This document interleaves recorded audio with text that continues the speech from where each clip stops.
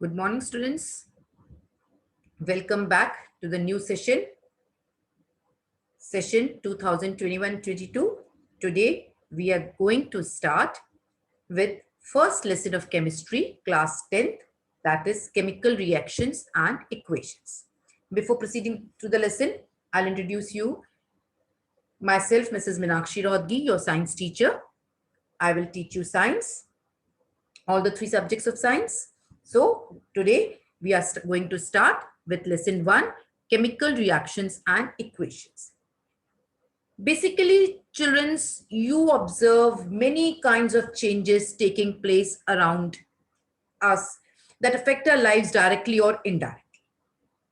Okay, these changes are mainly of following two types. These changes are mainly of two types: physical change and chemical change. Physical change and chemical change. What are physical change? Melting of ice, evaporation of water, dissolution of salt into water and sugar into water. So these physical change, they are temporary change. Nothing new is formed. No new chemical substances formed in this during this change. So, and they are temporary change, they are reversible. Most time the physical changes are reversible changes. But what happens when a paper gets burnt? What happens when food is cooked? There are certain changes which are permanent and irreversible. Certain changes that are permanent and irreversible. Such changes are known as chemical change, such as burning, all the burning changes, burning of coal, burning of candle, cooking of food, growth of a child. These all are chemical changes, and chemical change, as I've told you, are permanent change. As always, a new substances form in a chemical change. Then what happens during these changes? First of all, we should know what happens during these changes. See, I'm going to show you. Yes. I'm going to share the screen with you.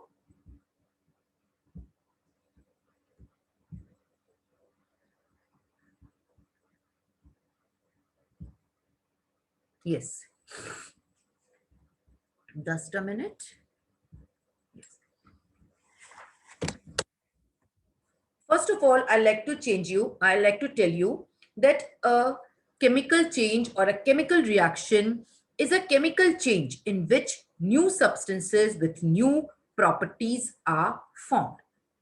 What is a chemical reaction or what is a chemical change? A chemical reaction is a type of reaction in which new substance with totally new properties are formed. And it involves reactants and products. It involves reactants and products. As you may see in the screen, see on the screen. I've taken a burner, a pair of tongs, and a magnesium ribbon. See, you can see this is a burner.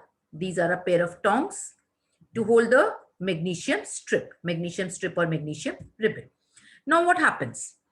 When we burn this magnesium ribbon, or we can say when magnesium combines with oxygen, a white powder of magnesium oxide is formed. What happens when magnesium is burnt in air? When magnesium is burnt in air, it forms a white powder of magnesium oxide. See, this white powder is totally different from this magnesium strip. You can see this magnesium strip burns with a dazzling flame and changes into powder. So you can easily say that this is a chemical change. Why? Because change of state has occurred. Change of state has occurred. But before proceeding, I like to tell you that before burning a magnesium strip, we have to rub this magnesium strip with sandpaper.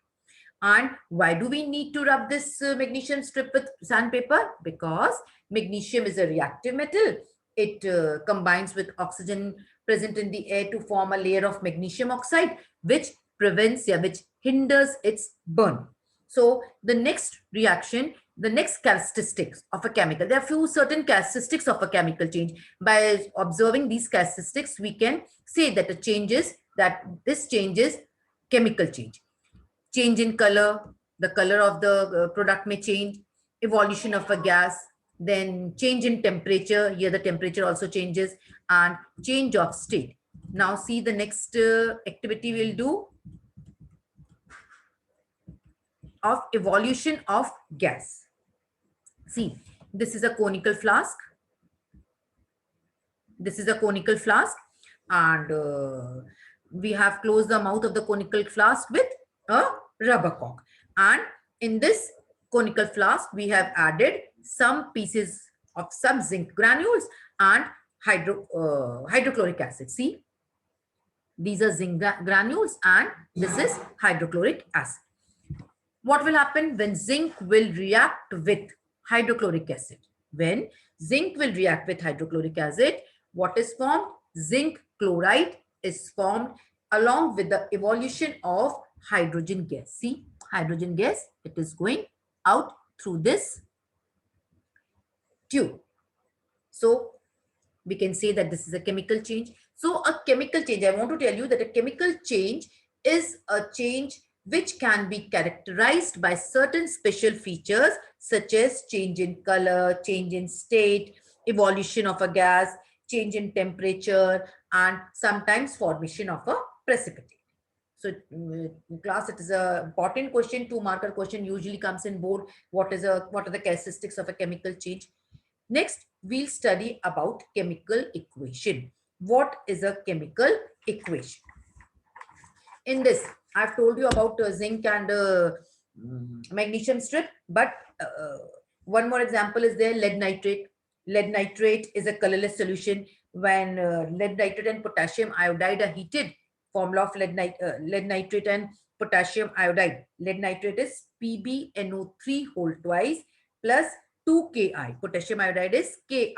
Potassium, K stands for potassium and I stand for iodide. So when lead nitrate reacts with potassium iodide, the substance formed is lead iodide and potassium nitrate. Lead iodide and potassium nitrate. And lead nitrate was a colorless solution, but this lead iodide is yellow color. So we can say change in color also happens in chemical change. Okay, understood, beta? Now, next, second thing, we'll study about chemical equation. So what is a chemical equation? We can say, in a nutshell, we can say a chemical reaction brings about a chemical change, and during a chemical reaction, the reacting substances get converted into entirely new substances. Just for example, A plus B. When A reacts with B, C and D are formed. Totally different things are formed. So a chemical reaction can be written as, see, Na plus Cl gives NaCl. Sodium plus chlorine gives you sodium chloride. A chemical equation is a symbolic representation. A chemical equation is a symbolic representation of a chemical reaction where the reactants and the products are shown by their symbols or formulas. They are shown by their symbols and formulas. Understood? What is a chemical reaction? What is a chemical equation? A chemical equation is a symbolic representation of a chemical change where the reactants and the products are shown by their symbols or formulas. We can say a chemical reaction is actually a rearrangement of atoms of molecules of reactants to form atoms of molecules of products. We can also say that it is a rearrangement. Rearrangement of what? Rearrangement of atoms of and molecules of reactants to form atoms or molecules of product. This is usually formed by breaking and making of new bonds. It is usually formed by making and breaking. Both things happen of new bonds. In chemical reaction, there is only rearrangement of atoms. In a chemical reaction, only rearrangement of atoms takes place. A chemical reaction basically involves breaking of chemical bonds between the atoms of reactant molecules. First, the bonds or atoms of reactant molecules break and formation of chemical bonds between the rearranged molecules of the product formed. And one more important thing I want to say, that all the chemical reactions follow the law of conservation of mass, which states that matter can neither be created nor destroyed. Understood? All the chemical equations follow law of conservation of mass, which say that matter can neither be created during matter can neither be created nor destroyed. Next, what is a balanced chemical equation? We'll study a chemical equation. I've told you a chemical equation may be defined as a shortened method of representing a chemical reaction, a shortened method of representing chemical reaction with the help of symbols and formulas of the reactants and products. It is a shorthand method of representing a chemical reaction with the help of symbols and formulas of the reactants and products involved in it. See, there are two types of, this is this, see this, sodium plus chlorine, sodium plus chlorine. This is a equation of formulas, and sodium, if I write plus over here and arrow over here, sodium plus chlorine, sodium chloride, this is a word equation where sodium and chlorine are the reactants and sodium chloride is a product. Okay. Now, balanced chemical equation. What is a balanced chemical equation? As I've told you that we have to follow law of conservation of mass during any chemical reaction. So a chemical equation should always be balanced. Now I'll tell you what is a balanced chemical equation. The chemical equation in which the number of atoms, chemical equation in which the number of atoms of each element in the reactant side, each element in the reactant side is equal to that of the product side is called a balanced chemical equation. It's called a balanced chemical equation. For example, I'll give you one example. 2 mg plus O2. 2 mg plus O2. They are the reactants in which we have 2 mg and O2. They will react to form 2MgO. So you can see that the number of reactants atoms is equal to the number of products. So it is a balanced chemical equation. And as I've told you, according to law of conservation of mass, matter can neither be created nor destroyed. That is the total mass of the elements present in the products of a chemical reaction has to be equal to the total number of the elements,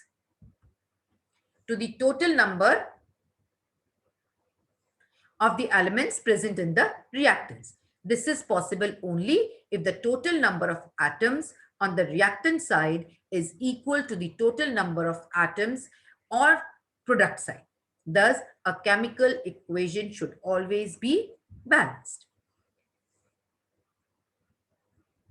Now, I have told you about balanced chemical equation, but an unbalanced chemical equation. An unbalanced chemical equation is also called a skeletal equation, or we can say a skeletal equation is an unbalanced chemical equation. That is a chemical equation in which the total number of atoms of each element on the reactant side is not equal to the number of atoms of the same element on the product side is said to be an unbalanced chemical equation or skeletal chemical equation. So there are certain rules of balancing a chemical equation. How to write a balanced chemical equation, we'll learn that also. How to balance, there's certain rules. There are certain rules which we should know how to balance a chemical equation, that we will study in our next class. I hope you enjoyed the lesson. Thank you and have a nice day.